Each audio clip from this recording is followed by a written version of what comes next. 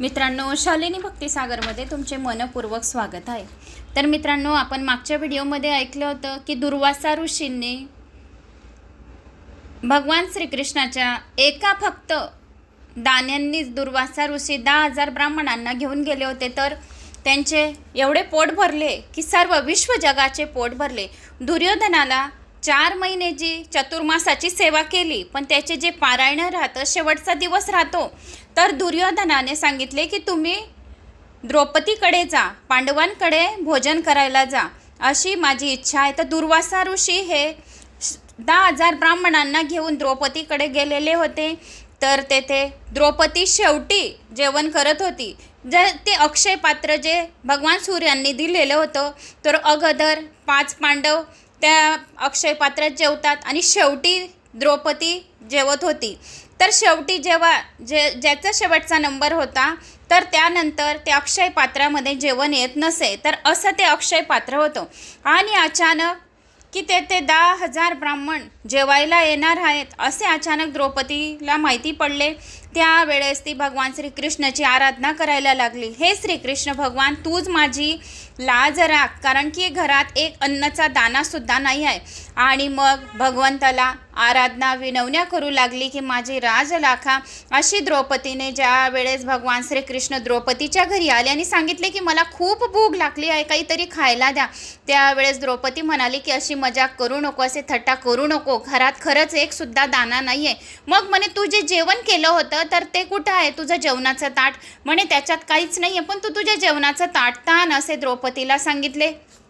त्याच्यात एक पान आणि एक तांदळाचा दाणा होता। तर तो तांदळाचा दाणा आणि ते पान भगवान श्रीकृष्ण खाऊन घेतात। तर कधी कधी आपण भगवंताला जो नैवेद्य देत असतो, तर एखाद्या दिवशी भगवंताने जर तो नैवेद्य ग्रहण केला, तर पुरी सारी सृष्टी म्हणजे सर्व जीव हे सर्व तृप्त होऊन जातात त्या दिवशी। तर जगातील सर्वात महत्त्वाचा दिवस असतो ज्या दिवशी भगवंताने आपला भोग खाल्लेला असतो। दररोज आपण नैवेद्य देतो, पण केव्हा केव्हा भगवंत तो भोग जर आपल्या घरी खरोखर श्रद्धा आणि मनाने खायला आले, तर सर्व जीव तृप्त होतात। तसे हे दुर्वासाचे अन्य 10,000 ब्राह्मण संत सर्व काही तृप्त झाल्याने ढेकर द्यायला सांगितले आणि जेवणाचं तर नावसुद्धा काढलं नाही त्यांनी, आणि सांगितले की मला एवढे तृप्त वाटत आहे की आमची जेवणाची मुळीच इच्छा नाही आहे, भोजन करण्याची मुळीच इच्छा नाही आहे, असे त्या 10,000 ऋषी मुनींनी सांगितले। आणि जाता जाता दुर्वासांनी आशीर्वाद देऊन गेले, पांडवांचा जय जयकार होईल, कौरवांचा विनाश होईल। सेवा दुर्योधनाने केली, 4 महिने जी सेवा होती ती दुर्योधनाने केली, पण शेवटच्या दिवसाची जी सेवा होती, तर ती शेवटच्या दिवसाची सेवा करायला दुर्योधनाने पांडवांच्याकडे मुद्दाम पाठवले की ऋषीमुनी नाराज होऊन येतील आणि यांना श्राप देतील आणि पांडवांचा विनाश होईल। पण झाले उलटे काय, तर पांडवांचा विनाश झाला, पांडवांचा जय जयकार झाला आणि कौरवांचा विनाश झाला। म्हणून कोणाबद्दल ही चांगली भावना ठेवावी असे येथे या अध्यायात सांगितले गेले होते। हा मागच्या अध्यायाचा 3 मिनिटाचा मी तुम्हाला इंट्रो दिला, म्हणजे पुढची कथा लवकर समजमध्ये येईल। या ज्याला हा व्हिडिओ पहिल्यांदा आला असेल तर तो मागे स्किप करून मागचा व्हिडिओ अगोदर बघावा, 13वा भाग, आणि मग 14व्या भागावर यावे। तर आता आपण 14व्या भागाला सुरुवात करूया। श्री गणेशाय नमो नमः। वक्रतुंड महाकाय सूर्यकोटी समप्रभ निर्विघ्नं कुरु मे देव सर्वकार्येषु सर्वदा। ओम सरस्वती नमः। ओम गुरुदेवतो नमः। ओम कुलदेवताय नमः। शांताकारं भुजगशयनं पद्मनाभं सुरेशं विश्वाधारं गगनसदृशं मेघवर्णं शुभांगं लक्ष्मीकान्तं कमलनयनं योगिर्ध्यानज्ञं वन्दे विष्णु भवभयहरं सर्वलोकैकनाथं निवासं। श्री श्रीनिवासा की जय, कोल्हापुर महालक्ष्मी माता की जय। कृष्णाय वासुदेवाय हरे परमात्मने प्रणतक्लेशनाशाय गोविंदाय नमो नमः। मग सर्वजण आशीर्वाद देऊन पुढे निघून गेले आणि मग केदारनाथ त्यांनी भगवान शंकराची पूजा केली। जे दुर्वासा ऋषी होते त्यांनी पांडवांचा विजय होईल, कौरवांचा विनाश होईल आणि सर्व सेवा दुर्योधनाने केली आणि आशीर्वाद पांडवांना मिळाला असे सांगितले. मग केदारनाथ त्यांनी भगवान शंकराची पूजा केली. जीव व शिव यांचे मिलन झाले. यांच्या पुढे निर्माण पथम आहे. पांडवांनी तो रस्ता धरला. चालता चालता प्रथम द्रौपदीचे पतन झाले. तशी ती पतिव्रता होतीच, पण अर्जुनावर तिचे अधिक प्रेम होते म्हणून तिच्याजवळ पक्षपात होता. दुसरे पतन झाले सहदेवाचे, कारण त्याला आपल्या ज्ञानाचा अभिमान होता. तिसरे पतन झाले नकुलाचे आणि आपल्या रूपाचा अभिमान होता. आणि नंतर पतन झाले अर्जुनाचे, त्याला आपल्या बदलाचा अभिमान होता. नंतर पतन झाले भीमाचे. त्याने धर्मराजाला विचारले, माझे पतन का झाले? मी तर कोणतेच पाप केले नाही. युधिष्ठिर म्हणाला, तू फार खात होतास म्हणून तुझे पतन झाले. खाताना डोळे उघडे ठेवा, पण संतांना किंवा देवाला नैवेद्य दाखवताना डोळे मिटून घ्या. ज्या वेळेस आपण स्वतः खातो तर डोळे उघडे ठेवायचे आहे आणि संतांना किंवा देवाला नैवेद्य देताना डोळे उघडे ठेवून ज्या वेळेस आपण संतांना आणि देवाला नैवेद्य देतो तेव्हा आपल्याला डोळे काय करायचे आहे? बंद करायचे. आपण स्वतः जेव्हा खातो तेव्हा डोळे उघडे ठेवायचे आणि संतांना आणि देवांना नैवेद्य दाखवताना डोळे मिटून घ्या. धर्मराज एकटेच पुढे जाऊ लागले. धर्मराजाची परीक्षा पाहण्यासाठी यमधर्माने कुत्र्याचे रूप घेतले व त्याच्या मागे तो जाऊ लागला. यमराजाने दुसरेही रूप घेतले. तो धर्माला म्हणाला, मी तुम्हाला स्वर्गात घेऊन जाईल, पण तुमच्या मागे मागे जो कुत्रा येत आहे त्याला स्वर्गात प्रवेश मिळणार नाही. तेव्हा युधिष्ठिर म्हणाला, तो माझ्याबरोबर येत आहे, त्याला मी एकटा कसा सोडू? त्याला सोडून मी स्वर्गात इच्छित जाणार नाही. 7 पावले बरोबर चालणारा मित्र होत असतो. धर्मराज संदेह स्वर्गात गेले. तुकारामही सर्वांना रामराम करीत स्वर्गात गेले. आम्ही जातो आमुच्या गावे, आमचा रामराम घ्यावा असे म्हणत म्हणत स्वर्गास गेले. मीराबाई संदेह स्वर्गाला गेली होती. द्वारकाधीशच्या ठाई संदेह समाविष्ट झाली होती, लीन झाली होती. मेवाडात तिला फार त्रास दिला गेला होता म्हणून तिने मेवाडे सोडले. ती गेल्यानंतर मेवाड फार दुःखी झाले. मेवाडावर यवनाचे आक्रमण झाले. राणीजीला वाटले की मीरा पुन्हा मेवाडात परत येईल तर मेवाड सुखी होईल. राजाने ब्राह्मण भक्तजनांना मीरेला परत आणण्यास पाठवले. मीरा म्हणाली, जर उद्या द्वारकाधीशाची परवानगी मिळाली तर आपल्या सोबतच येईल. दुसऱ्या दिवशी मीरेने दिव्य शृंगार केला. आपल्या गिरीधर गोपालाशी, आपला प्राण प्रियतम श्रीकृष्णाशी भेटण्यास आज ती अत्यंत आतुर झाली होती. मी आज या जगात इच्छित राहू नये. नाथ, माझ्यावर कृपा करा. कीर्तन करीत करीत ती नाचूही लागली. आजचे तिचे हे शेवटचे कीर्तन होते. द्वारकाधीशाने तिला हृदय आलिंगन दिले. मीरा संदेह द्वारकाधीशात विलीन झाली. कृष्ण भक्तीने तिचे शरीर दिव्य असे झाले होते. श्रीकृष्णात विलीन झाली. आत्मा व परमात्मा यांची ऐक्याची बाब तर काही आश्चर्यकारक नाही, पण कृष्ण प्रेमाने शरीर जड चेतन बनून चैतन्यात विलीन होऊ शकते. दिव्य पुरुष शरीर परमात्म्यात विलीन होऊन जातात. प्रयाण व मरण यात फरक आहे. अंतिम श्वासापर्यंत नित्यकर्म करीत राहणाऱ्याचे प्रयाण मलिन अवस्थेत हाय हाय करीत देह सोडणाऱ्याचे मरण ठरते. पांडव देवाच्या धामात गेले. त्यांचा मृत्यू मंगलमय झाला, कारण त्यांचे जीवन श्रेष्ठ व शुद्ध होते. त्यांनी आपल्या आयुष्यात धर्माला कधी सोडले नाही. धनापेक्षा धर्म श्रेष्ठ होय. धन या जगात कधी सुख देते तर कधी दुःख देते, परंतु धर्म जीवन परलोक दोन्हीही मंगलमय करतो. धर्म मृत्यूनंतर आपल्या बरोबर येत असतो. आता परीक्षित राजाची कथा खूप छान आहे. सर्वांनी मन लावून ऐकायचे. खूप छान कथा आहे. आता परीक्षित राज्य करू लागला. त्याने धर्माने प्रजेचे पालन केले. 3 अश्वमेघ यज्ञ केले. किती अश्वमेघ केले? 3 अश्वमेघ यज्ञ केले. अश्वमेघ यज्ञात घोडा मोकळा सोडला जातो. वासनाच घोडा होय. वासना कधीही बांधल्या जात नाही. आत्मस्वरूपात लीन झाल्यानंतर अकुंशित होते. एखाद्या विषयात वासना फसण्याचा संभव असतो. लक्षात असू द्या. इंद्रिय, शरीर व मनोगत वासना यांचा नाश हेच 3 यज्ञ होय. कोणते कोणते? इंद्रिय, शरीर आणि मन, वासना यांचा नाश हेच 3 यज्ञ होत. परीक्षितीने हेच 3 यज्ञ केले. 4था यज्ञ करावयाचा होता बुद्धिगत वासनाचा त्याग, तर शुक्राचार्यांचा ब्रह्मनिष्ठ गुरुच्या कृपेनेच होत असतो. म्हणून हा 4था यज्ञ झाला नव्हता. शुद्ध आचार असेल तर शुद्ध विचार येतील. जलशुद्धी, अन्नशुद्धीच्या मर्यादा पालन केल्याने सिद्धी प्राप्त होते. आचार शुद्ध ठेवा. स्वैर वागणाऱ्याचे पतन होते. परीक्षितीचे आचार अतिशुद्ध होते, म्हणजेच धर्मशास्त्रांनी घालून दिलेल्या मर्यादानुसार होते. म्हणून त्यांच्यात कलीचा प्रवेश झाला नाही. कलीने विचार केला की परीक्षित एखादे पाप तरी करेल तर मी त्याच्यात प्रवेश करू शकेन.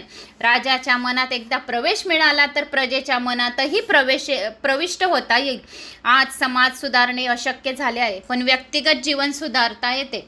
आचार व विचार यांनी जो शुद्ध झालेला असतो त्याच्या घरात कली कधीही प्रवेश करत नाही. ज्याचे मन चांगले असते, ज्यांचा आत्मा शुद्ध असतो, जे अतिशय पॉझिटिव्ह राहतात, तर त्यांच्या घरात कली कधीही प्रवेश करीत नाही. कधीही भांडणं कलह होत नाही. दरिद्रता दुःख दारिद्र्य राहत नाही. पितृ संतुष्ट राहतात. ज्यांच्या घरी कृष्ण भक्ती होत राहते, ज्यांच्या घरी भागवत पुराण श्रवण केले जाते, ज्यांच्या घरी कृष्ण कीर्तन नित्य चालू असते, ज्यांच्या घरात कलीचा प्रवेश शक्य होत नाही. आजही काही वैष्णवांची घरे आहेत जेथे कली प्रवेश करू शकत नाही.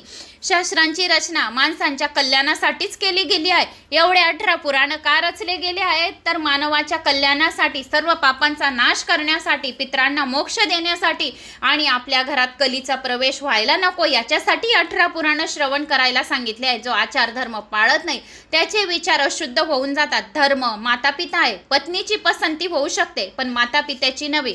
धर्माचे परिवर्तन केले जाणे शक्य नाही. वर्णश्रमाच्या धर्मपालनाने आचार शुद्ध होऊ शकतात. गायीची सेवा करा. गायीची सेवा दररोज करा. गाय तर खाते गवत पण देते मात्र दूध. जर देवाने संपत्ती दिली असती तर गोपालन करा. आजकाल लोक धनसंपत्ती प्राप्त झाली म्हणजे कुत्रा पाळतात. आजकाल काय करतात लोक? धनसंपत्ती जास्त झाली तर कुत्रा पाळतात. गायी पाळा. गायी गोमाताची सेवा करा. कुत्र्याचा अनादर करण्याचा हा प्रश्न नव्हे, पण मर्यादा सोडून अधिक लाड करू नका. अंगणात आलेल्या कुत्र्याला तुकडा टाकणे हा धर्म होय, पण काही लोक तर कुत्र्याला मोटरगाडीत बसवून सोबत फिरायला घेऊन जातात. अशा लोकांना काय म्हणावे? काय म्हणू शकतो की जे मोटरगाडीत आपल्या कुत्र्याला फिरायला घेऊन जातात? दारात आलाय कुत्रा तर त्याला आपण भाकर टाकू शकतो. पुढील जन्मात कुत्रा होण्याची तयारी आहे काय? होय, कुत्रा होण्याची तयारी आहे. सर्व जीवांचे ठाई परमात्मा वास करतो, पण प्रत्येकाचे शरीर भिन्न भिन्न असते. धर्मही भिन्न भिन्न आहेत. प्रत्येकासोबत खाणेपिणे सुद्धा इष्ट नाही. एकादशीच्या दिवशी खाणे योग्य नाही. एकादशीला उपवास करणे हा धर्म होय, पण आम्ही आमच्या शास्त्रांनी सांगितलेले नियम पाळत नाही. पण जेव्हा डॉक्टर सांगतात की विषम ज्वर आहे, 21 दिवस अन्न खाऊ नका, तेव्हा त्यांचे म्हणणे आपण ऐकतो. आणि 21 दिवस उपवास करायला सांगितले तर करतात का? नाही. विषम ज्वर आहे तर 21 दिवस अन्न खाणार नाही, आणि 21 दिवस जर व्रत करायला सांगितले तर करतात का? ज्याप्रमाणे पापाच्या घरात कली प्रवेश करते त्याप्रमाणे धर्मनियमांचे उल्लंघन करणाऱ्याच्या घरी कली प्रवेश करतो. जर आचार विचार शुद्ध असतील तर कली तुमच्यात प्रवेश करू शकणार नाही. व्यवहारही शुद्ध हवा. सत्यपूर्ण शुद्ध व्यवहार न करता दर पौर्णिमेला सत्यनारायणाची पूजा केली तर काय लाभ होईल? खोटे बोलणाऱ्यांची पूजा सत्यनारायण स्वीकार करत नाही. जे खोटे बोलतात वारंवार त्याची सत्यनारायण भगवान पूजा स्वीकार करत नाही. एके दिवशी एक आश्चर्यकारक घटना घडली. परीक्षित दिग्विजयी करण्यास निघाला होता. फिरता फिरता तो सरस्वती नदीच्या किनारी आला. तो एक काळा पुरुष एका गाईला बैलाला काठीने मारत होता. बैल धर्माचे स्वरूप होता. गाय पृथ्वीचे स्वरूप होती आणि गाईच्या डोळ्यातून अश्रू वाहत होते. धर्मरूप बैल तिला रडण्याचे कारण विचारत होता. पृथ्वी म्हणाली, श्रीकृष्णाने इहलोकातील आपली लीला संपवली आहे, म्हणून जगात पापमय कलीचे थैमान सुरू झाले आहे. धर्माचे मर्यादा पालन ठीक तऱ्हेने कराल तर आपोआप प्रकट होईल. धर्मरूढ राहाल तर ज्ञानगंगेचे अवतरण होईल. शिवजी नंदीवर म्हणजे धर्मावर आरूढ आहेत, म्हणून त्यांच्या शिरावर ज्ञानगंगा आहे. धर्माची 4 मुख्य अंग आहेत. कोणते कोणते अंग आहेत? 4 मुख्य. पहिले सत्य, दुसरं तप, तिसरं पवित्रता आणि चौथी दया. या 4 इंची जर योग फल धर्म होय तर 4 अंगावर जोवर धर्म आधारित होतो तोवर सत्ययुग होते. 3 अंगावर आधारित झाल्यावर त्रेतायुग झाले. 2 अंगावर आधारित द्वापारयुग आले आणि एकाच अंगावर धर्म आधारित झाला तेव्हा कलियुग आले.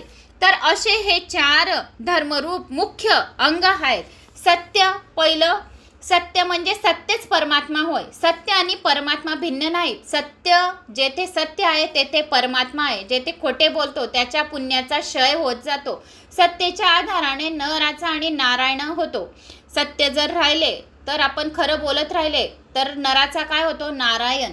हितभाषी असतो आणि सत्यवादी होऊ शकतो. दुसरे तप. तप करा. प्रत्येक प्रकारचे सुख भोगू नका.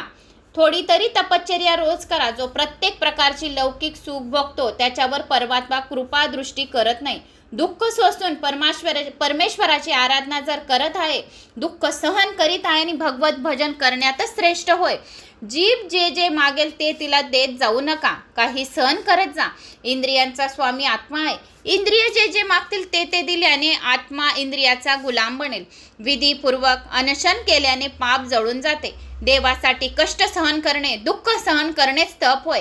वाणी व वर्तनात संयम म्हणजेच समजले तप असले पाहिजे. तिसरे काय आहे? पवित्रता.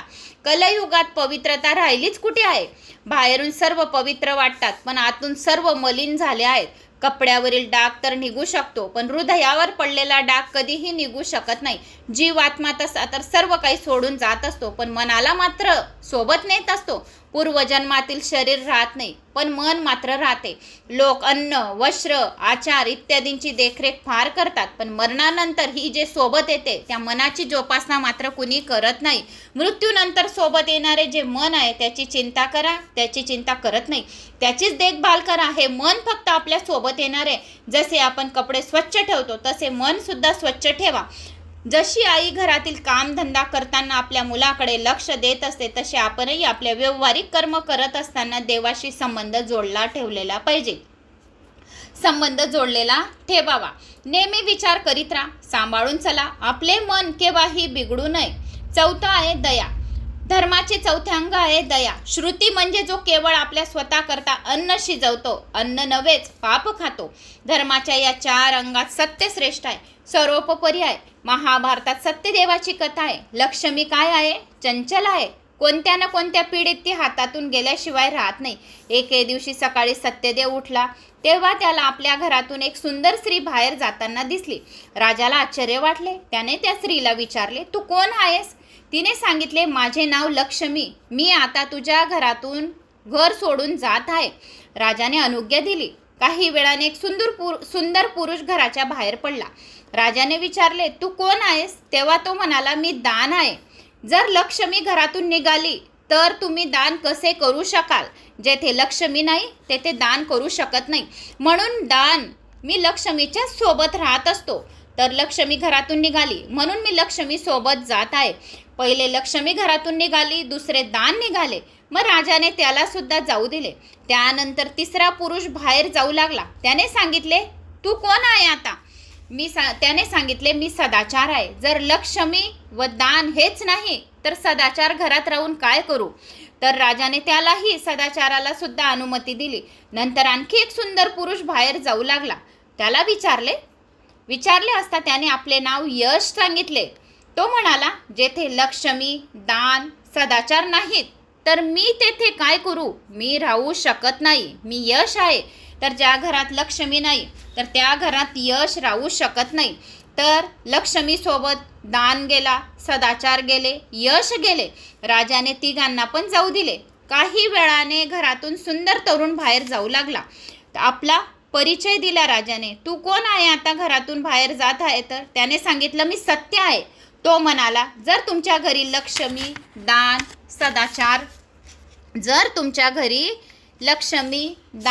सदाचार आणि यश राहू शकले नाहीत तर मी एकटा काय राहू? तर मी त्यांच्या सोबत जाऊ इच्छितो. तेव्हा राजा सत्यदेव म्हणाला, मी तर आपल्याला कधी सोडले नाही. मग तुम्ही मला सोडून जाता आहेत? तुम्हाला माझ्या घरी ठेवण्यासाठीच तर मी लक्ष्मी आदीचा त्याग केला आहे. मी आपल्याला जाऊ देणार नाही. तुम्ही जर मला सोडून गेलात तर मी सर्वस्व लुटले जाईल.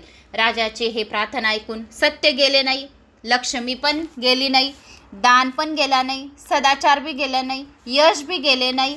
सर्वजण तेथेच राहिले. जेथे सत्य असते तेथे लक्ष्मी राहते, तेथे सदाचार राहतो, तेथे दान राहतो, तेथे यश राहते. यांना यावंच लागतं. जेथे लक्ष्मी राहिली तर तेथे नारायण भगवानला पण यावं लागतं. म्हणून मी तुम्हाला कित्येक व्हिडिओंमध्ये सांगितलेलं आहे की माता लक्ष्मीला प्रार्थना करा की माझ्या घरात सुख, समृद्धी, शांती, पैसा, बरकती, यश, कीर्ती, माझा मुलगा, माझा माणूस, माझे मिस्टर जिथे जावो, माझी मुलगी, मुलगा जिथे जातील, मी जिथे जावो तिथे यश, कीर्ती, मान सन्मान, विजयची प्राप्ती हो. तर जय जयकार हो अशी का तुम्हाला वारंवार दिवसातून 4 वेळा बोलायचे आहे, 5 वेळा बोलायचे, दिवसातून संध्याकाळी दररोज असे बोलायचेच आहे. स्वयंपाक करताना तर बिलकुल 100% बोलायचं आहे. तर काय बोलायचं आहे स्वयंपाक करताना? हे अन्नपूर्णा माता, माझ्या घरी तू कायमस्वरूपी विराजमान राहा. जशी आम्हाला पंचपक्वान रोज खाऊ घालत आहे तुझ्या आशीर्वादाने, तुझाच आशीर्वाद आहे की आम्ही पंचपक्वान रोज खात आहे 2 टाईम. तर तू अशी आम्हाला दररोज दे. आम्हालाच नको, आमच्या पिढींना, येणाऱ्या 71 पिढींना अशीच पंचपक्वान रोज खाऊ आणि माझ्या घरात खूप धन धान्याची, यश, कीर्ती, मान सन्मान, प्रतिष्ठाची खूप बरकती तुझ्या आशीर्वादाने राहो.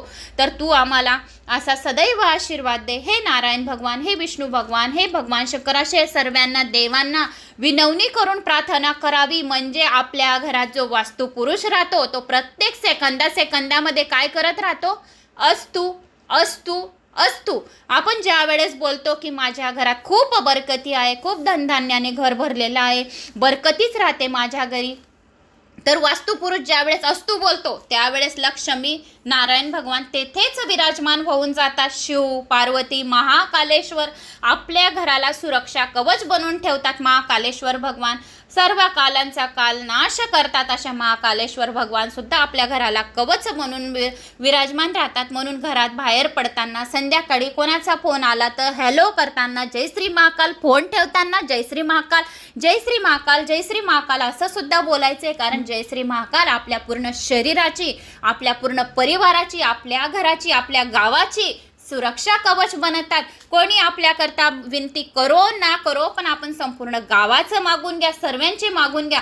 केव्हा ना केव्हा भगवान आपण दुसऱ्यांचं मागू तर आपलं तर चांगलं करेल, पण वाईट विचार करून नका. तर असे या महालक्ष्मीचं एक उदाहरण आलेलं होतं. तर मी तुम्हाला सांगितलं या परीक्षित राजाच्या अध्यायामध्ये. तर येथे माता लक्ष्मीचं वर्णन आलेलं होतं, अतिशय सुंदर आणि छान, की कुठे माता लक्ष्मी राहते आणि कुठे राहत नाही. फक्त लक्ष्मी माता एकटी जात नाही आणि लक्ष्मी माता एकटी येत नाही. लक्ष्मी माता जर आपल्या घरात आली तर ती नारायणासोबतच येते, तिच्या पुत्रांसोबतच राहते. दान, सदाचार, यश, कीर्ती, मान, प्रतिष्ठा, सदाचार सर्व काही माता लक्ष्मी जवळच राहतो. ज्या घरामध्ये दूध दही राहते त्या घरामध्ये माता लक्ष्मी स्वयं विराजमान राहते. म्हणून कधीही दूध दही जर आणलं तर थोडंसं वाटीमध्ये राहूच द्यायचं. दररोज माता लक्ष्मीला थोडीशी साखर टाकून भगवान विष्णूला, या सर्व कुलदेवतांना, देवांना भोग द्यायचा. दूध आणि साखर हे अतिशय जेवण त्यांचं फेवरेट आहे, अतिशय त्यांना खूप आवडतं हे जेवण. दूध आणि साखर जेवणांचं नैवेद्य जर आपल्याने दिलं गेलं नाही तर आपल्याला दूध आणि साखरेचं नैवेद्य दररोज सकाळ संध्याकाळ द्यायचं आहे आणि डोळे बंद करून भगवंताला भोग अर्पण करायचा आहे. साधू संतांना जर जेवण करत आहे, जर त्यांच्या पाया पडत आहे ताट वाढून, तर आपले डोळे बंद करायचे. आपण जेवताना डोळे उघडे ठेवायचे. देवांना भोग देताना डोळे बंद करून घ्या. अशा प्रकारे या महालक्ष्मीचं वर्णन अतिशय सुंदर आणि छान भाषेत होतं. तर आता जे ते सत्य असते ते लक्ष्मी, दान, सदाचार, यश यांना यावेच लागते. सत्यविना हे व्यर्थ होय. यावरून हे स्पष्ट आहे की सत्य सर्व काही आहे. ज्या घरात सत्य बोलले जाते ते माता लक्ष्मी, नर नारायण स्वतः विराजमान राहतात. बाकीच्या 4 संपत्ती जरी निघून गेल्या तरी हरकत नाही, परंतु सत्य जाऊ नये. सत्य असेल तर सर्व काही आहे. सत्य आहे तर तप आहे, पवित्रता आहे, दान आहे. धर्माचे 4 प्रमुख अंग जे आहेत, धर्माचे 4 जे अंग आहेत तर ते कोणते कोणते? सत्य, तप, पवित्रता, सदाचार, यश हे लक्ष्मीच्या मागे आहेत. हे 4 या 4चा समन्वय म्हणजेच धर्म. या 4 जो परिपूर्ण आहे तो धर्म होय.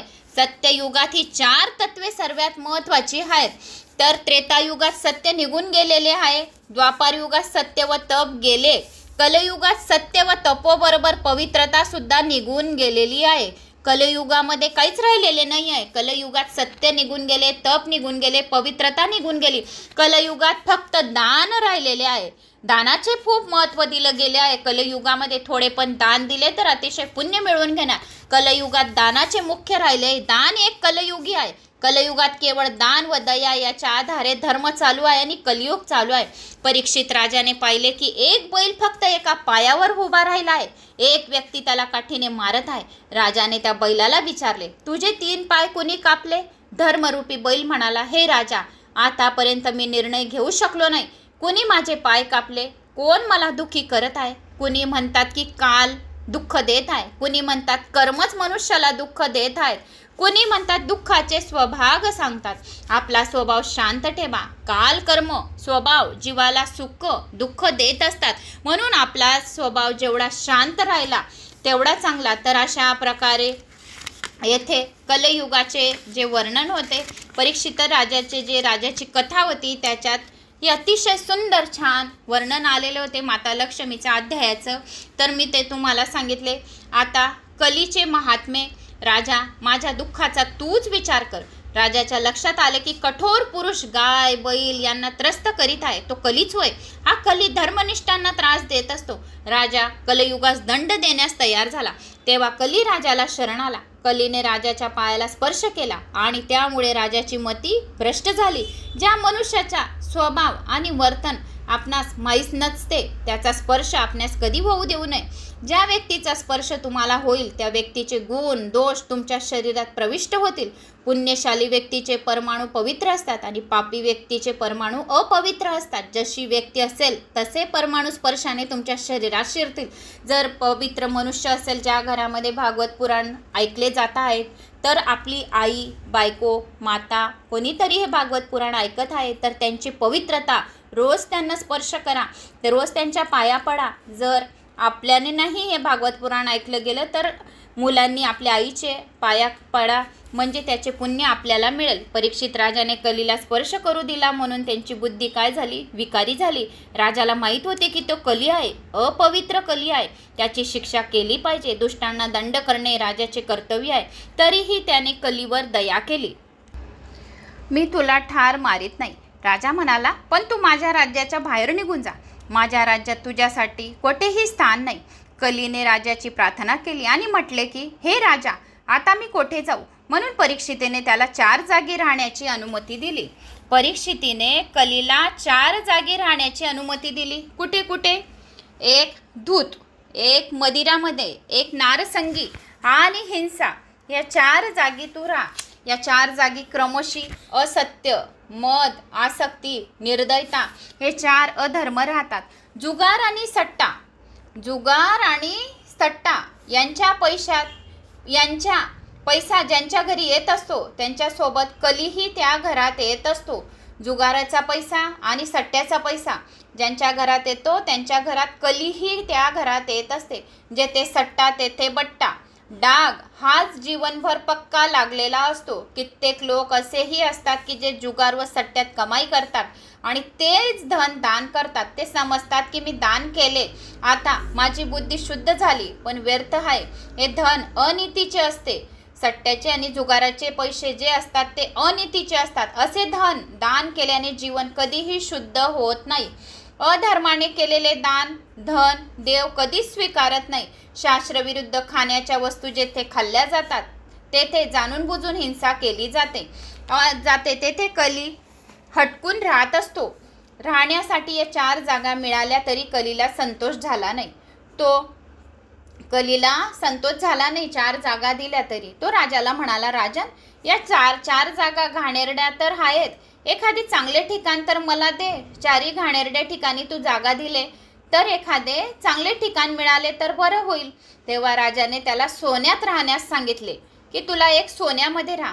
अशुद्ध मार्गाने जर सोने घरात आले आहेत तर त्याच्या सोबतच कली घरात येऊन धडकलेला राहतो असे समजावे.